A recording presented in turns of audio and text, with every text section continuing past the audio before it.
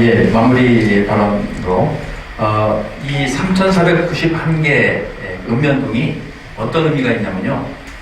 우리 지난번에 4.15 총선했고 이제 내년 3월 9일 날 대선이 있을 텐데 대선 총선에서 사전투표를 하는 투표구 수가 3,500개입니다. 정확하게 일치하죠.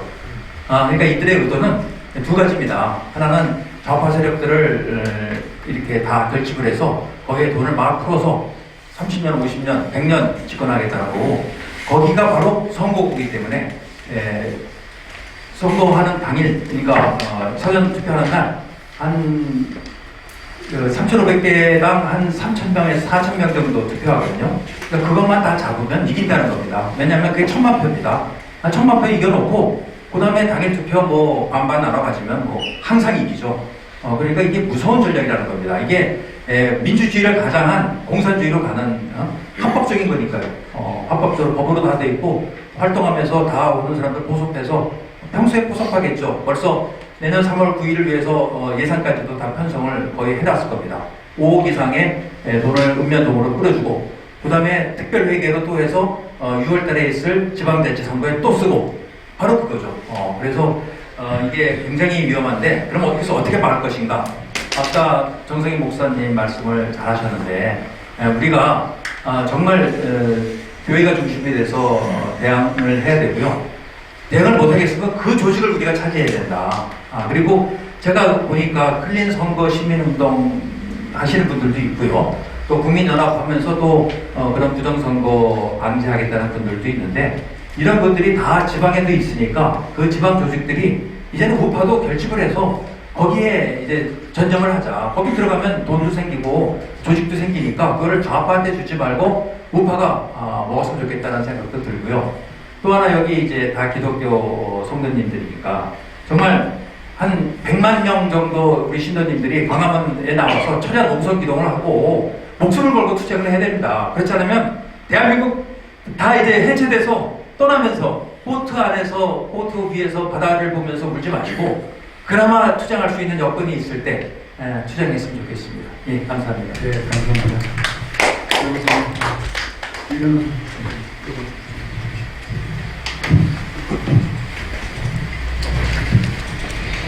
오늘의 좌익 우위 현상은 40년간 그네들이 준비해서 이루는 성과입니다. 이걸 무시할 수는 없습니다. 이건 현실입니다. 김영삼 때 87년 헌법 때 아마 그 지방자치 92년인가에 지방자치 전면을 해가지고 실시를 했는데 여기도 이거 다 이제 계획이 있었던 거죠. 그때 스키를 뿌려놓은 것이 오늘의 주민자치법에 이뤘다고 생각합니다.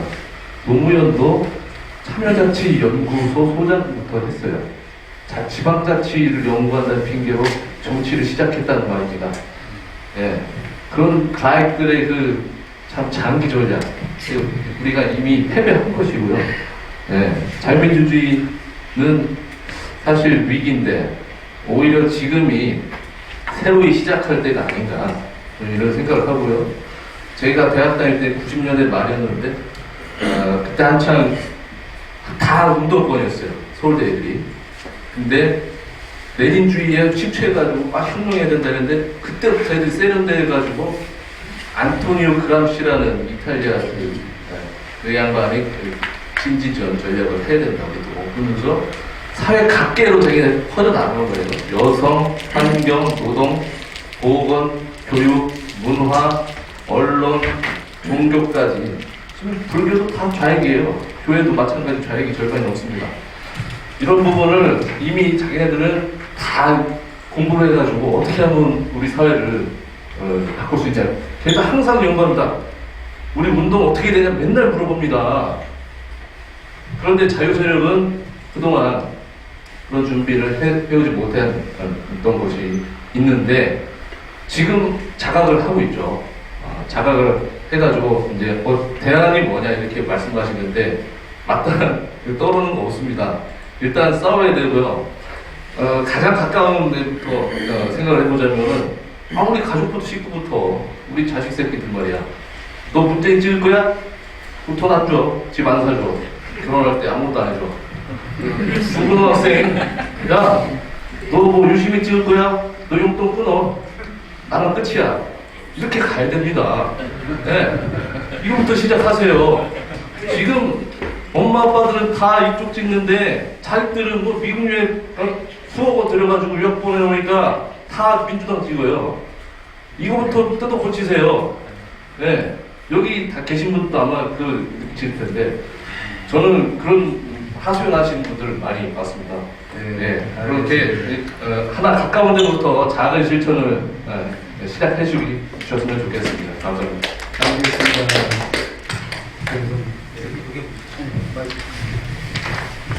그람시 진지전은 대한민국에서 크게 성공을 거두었다. 사실인 것입니다. 네, 한두 마디로 답이 나올 만한 일이라면 이렇게 모여서 이야기를 하지도 않겠지요. 대체로 말하자면 좌파로 불러야 될지 이 종류의 이 혼란 상황은 오늘날 우리나라에 처음 있는 일이 아니고 전 세계적으로 많은 역사가 있지 않습니까? 일단 이 법을 막으려면 현실적으로는 국회의원들이 나서야 되고 또 지금 여당 쪽에서 압도적 다수를 가지고 있기 때문에 반대하는 국회의원들의 논리가 선명해서 여당도 감히 강행할 자신이 없을 정도의 그런 상황을 야기해야 되는데 그것은 우리가 원하기는 하지만 우리 마음대로 되는 일은 아닙니다. 그 사람들에게 우리는 최대한 접촉을 해서 설득을 하겠습니다. 우리가 할 수 있는 일은 국민들이 이 진상을 잘 아시게 하고 국민들의 결의를 다지게 하는 것이 우리가 할 수 있는 최선입니다. 예를 들어서 공산치하에서 체코나 헝가리나 이런 나라에서 어떻게 투쟁했는지 다 기록이 있지 않습니까? 우리나라에는 내장은 베트남에서도 어떤 일이 일어나는지 우리 다 알지 않습니까? 우리는 그런 일이 없을 것으로 생각하는데 그렇게 설마 이렇게 세상에 설마하는 건 없어요. 다 되는 일은 이유가 있어서 그렇게 되는 건데 그래서 일단은 그렇게 하지만 우리가 무슨 정권을 얻거나 무슨 승리하기 위해서만 싸우는 건 아니지 않습니까? 우리가 다른 삶을 살 수 없기 때문에 우리가 생각하는 삶은 이 길밖에 없기 때문에 우리가 이렇게 싸우는 거 아닙니까? 그러니까 아주 일이 잘못돼서 주민자치회가 시행되더라도 주민자치회 안에서도 싸워야 되고요. 더 나아가서 일제 때 우리가 무슨 먹을 것이 있었습니까? 장래에 기약이 있었습니까? 그런 상태에서도 독립운동을 했지 않습니까? 우리 모두가 그러한 결의로서 이 나라가 이 훌륭한 선열들에 의해서 제가 생각하는 제가 누리고 있는 이 모든 것이 상당히 부당이 되어 있다고 생각하는데 우리가 자기 힘으로 목숨 바쳐서 피땀 흘려서 만들지 않은 이득을 많이 누리다 보니까 우리가 지금 정신이 좀 오락가락하는 겁니다. 국민의 힘만 오락가락하는 게 아니라 저도 오락가락한다고 저는 생각합니다. 그래서 우리가 초철한 각오를 가지고 또 국민들 전부가 깨어나도록 만들면 하나님께서 10명의 의인이 있어도 구한다고 하셨는데 수천만이 의인이 된다면 이 나라를 구하지 않겠습니까? 아멘. 그것이 여러분이라고 하겠습니다.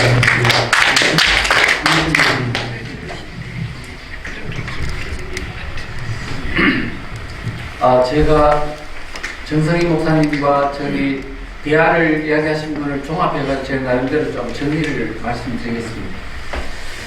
부상진 변호사님께서 말씀하신 것처럼 지금 이 문제를 해결하는 가장 핵심 포인트는 국민 깨우기 운동이라고 생각합니다. 국민을 깨우지 않고 백약이 무효입니다, 사실. 그런데 지금까지 주민자치기본법 여기에 대해서 전혀 모르고 있었지 않습니까? 이제는 책도 나오고 이제 국민들이 알기 시작했고 이제 했으니까 이것을 국민들에게 조곤조곤 설명해서 이것이 왜 위험한지를 우리가 알지 못하는 사람에게 알리는 이런 운동을 범국민적으로 해야 된다고 봅니다. 자, 그 정도 이야기하고요. 두 번째는 뭐냐면 지금 좌파 세력들을 우리 지금 우파들은 어떻게 하고 있습니까? 대선만 생각하잖아요. 그리고 지방에 조직이 있습니까? 다 중앙에 조직만 있지 지방 조직 없습니다. 교회만 있을 뿐이죠. 근데 그쪽은 어떻습니까? 보셨다시피 지금 주민자치회를 만드는 순간 뭐냐면 민노총, 정진우 같은 기존의 좌파 조직이 다 전국망이 가동이 되고 거기다 협동조합, 그 다음에 사회적 기업 같은 경제적인 네트워크, 그리고 또 다른 어떤 좌파 단체들이 모든 것이 다 버무려져 가지고 지금 하부 구조를 완전히 그물망 구조로 만들고 있는 상황이거든요. 그럼 우리는 지금 없지 않습니까? 지방 조직이. 그래서 지금 우리는 이제 중앙에서 지방으로 눈을 돌려 이제는 하부 구조에서 우리가 조직을 만드는 작업을 해야 된다고 생각합니다. 그런데 다행스럽게도 교회가 있지 않습니까? 그런데 문제는 뭐냐? 교회가 지금 프레임에 갇혀가지고 꼼짝달싹을 못합니다. 무슨 프레임이냐고요? 종교 분리, 정치 중립성이라는 프레임이. 근데 이 프레임이 얼마나 위험한 프레임이냐 하면 제가 한 예를 들어보겠습니다. 정치 중립용. 지금 주민자치기본법 안에 정치적 중립성을 지향한다고 되어 있습니다. 근데 여러분, 이 정치적 중립성이 좌파들이요 항상 우리를 옥죄는 프레임입니다. 옛날에요 교육감 선거를 할 때 처음에는 교육감이 정당공천제를 했습니다. 그랬더니 이런 말을 하는 거예요. 아, 교육이라는 것은 정치적으로 중립돼야지 정당이 공천하면 되냐? 그랬더니 이 좀 약간 우리 지금 우파 정당들 또 순진하잖아요. 그러니까 듣고 보니 그렇네. 그래가 받아들였어요. 그 결과가 어떻게 됐습니까? 모든 조직이 하부 조직이 탄탄한 좌파들이 모든 교육과를 다 먹어버렸습니다.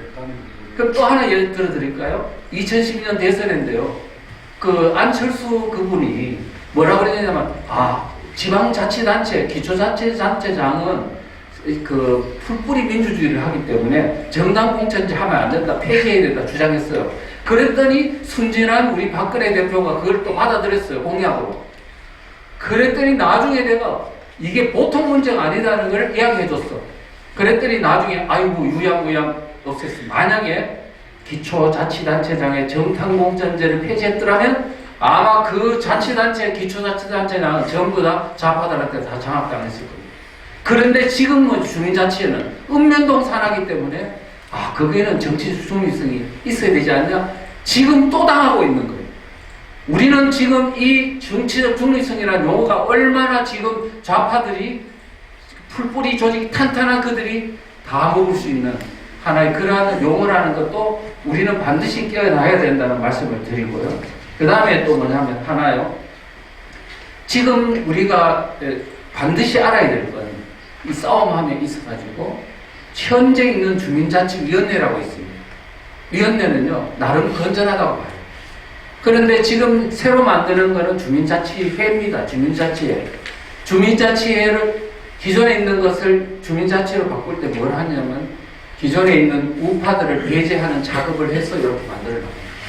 그래서 우리가 기존에 있는 주민자치위원회 위원들을 각성시켜가지고 이게 굉장히 위험한 필터링 작업을 하고 좌파들이 장악하기엔 과정이라는 것을 명확히 알려가지고 그들로 하여금 서로 이렇게 문제의식을 갖고 대응할 수 있도록 좀 해주는 게 굉장히 필요하다고 그렇게 말씀을 드리겠습니다. 네, 감사하셨습니다. 이번에 좋은 말씀들을 많이 했는데 저도 한 말씀 드리자면 좀 주제 넘는 생각인지는 몰라도 저는 이 지구상에 하나님이 세우신 나라가 세 개가 있다고 늘 생각합니다.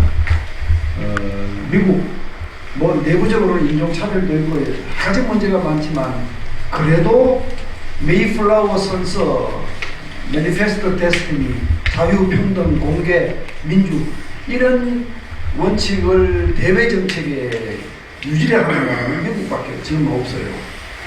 내부적으로 문제가 있더라도 그러니까 미국이 공산주의 사회주의 국가하고 동맹을 맺지는 않습니다. 사이좋게 지낼 수는 있고. 또 하나는 이스라엘이죠. 뭐 저보다는 여러분들 더 잘 아시겠죠. 그리고 대한민국도 그 못지않게 기적의 나라거든요. 이승만이라고 하는 분을 통해서 자유민주주의를 가져왔고 한미동맹을 세웠고 그리고 기독교를 가져왔죠.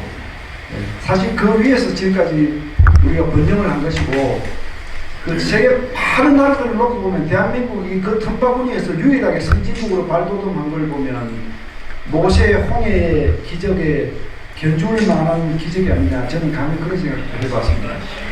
그런데 오늘날 이 자랑스러운 대한민국이 무너져 내리고 있기 때문에 오늘 이 행사를 했다 이렇게 저는 믿고 있고요. 그래서 이제 클로징을 하면서 자목협 목사님들 저희가 전문가 입장에서 정말 감사드리고요. 저희는 논리를 세울 수는 있어도 실제로 액션을 하는 데는 부족하기 때문에 참 이런 행사를 해주셔서 감사드리고 3파역을 해주신 우리 정 목사님 또 이상민 상임대표님 전부 감사드리고 무엇보다도 여기 오신 분들은 물론이고요. 유튜브 여러분들이 저희의 언론입니다. 네, 저희 언론입니다. 큰 사명감을 느껴주시기 바라고 몇 군데의 메시지를 좀 던지고 오늘 이 세션을 마칠까 합니다. 먼저 국힘당에 좀 한마디 하고 싶습니다. 정신 좀 차려라. 당신들은 지금 어떻게 하면 내가 정치적으로 신정할까 이렇게 고민하고 합종연행한다고 그게 정치 그냥 돌아다니는지는 모르겠지만 여러분이 타고 있는 배가 침몰하는데 거기에 1등석, 2등석이 무슨 소용이 있느냐. 제발 좀 정신 차리고 달라 메시지 드리고 싶고 더불어민주당 의원님 여러분한테도 묻고 싶습니다. 지금 여러분이 지금 1년 사이에 4,000건이나 발의를 했고 그중에 800건이나 법을 제정했는데 여러분들이 서명하고 발의한 법안 내용을 다 알고 계십니까? 이게 사실 바깥에 있는 좌파 전문가 집단에서 계획적으로 계속 만들어서 이 국회 안으로 던지면 국회에서도 받아가지고 서명하고 하는 무슨 공장 돌아가듯이 돌아가는 거 아닙니까? 저는 더민당에 계시는 의원 여러분들이 다 사회주의 공산주의자라고 생각하지 않습니다. 그 중에서도 진보적이긴 하지만 자유민주주의를 진보하는 사람들이 많다고 봅니다. 여러분들도 제발 좀 정신 좀 차려주세요. 네? 그 다음에 우리 젊은이들에게도 메시지를 드리고 싶습니다. 네, 젊은이들이 최근 투표 성향을 보면 돌아왔다. 지금 지난 4.7 보궐선거 때 그런 얘기를 하죠. 맞습니다. 그 점은 감사하고 고맙습니다. 그러나 어찌하여 여러분들은 꼭 내가 먹고 사는데 지장이 오고 내가 집 사는데 어렵고 취직하는데 어려워지고 이렇게 내 먹고 사는 문제에 직접적인 일이 닥쳤을 때야 되었어야 마음을 돌리느냐고. 지금까지 무슨 일을 한 거예요? 대한민국 안보가 무너지고 대한민국이 해체되고 수백 건의 법안이 쏟아져 나오고 대한민국을 해체하는 이럴 때 당신들은 어디다가 신경을 쓰느냐고. 그래서 저는 젊은이들한테 고맙다는 생각도 가지고 있지만 서운하다는 생각도 가지고 있다라는 말씀을 드리고 끝으로는 다시 한번 목사님들 교회에 부탁 말씀 올립니다. 저희들은 여러분밖에 믿을 데가 없습니다. 대한민국이 소돔과 고모라의 도시로 변하는 것을 보시고도 방치하시렵니까? 이제 한국 기독교회가 일어나야 합니다. 일어나야 합니다. 저희들도 미랄이 되겠습니다. 이것으로 오늘 토론을 마치겠습니다. 감사합니다.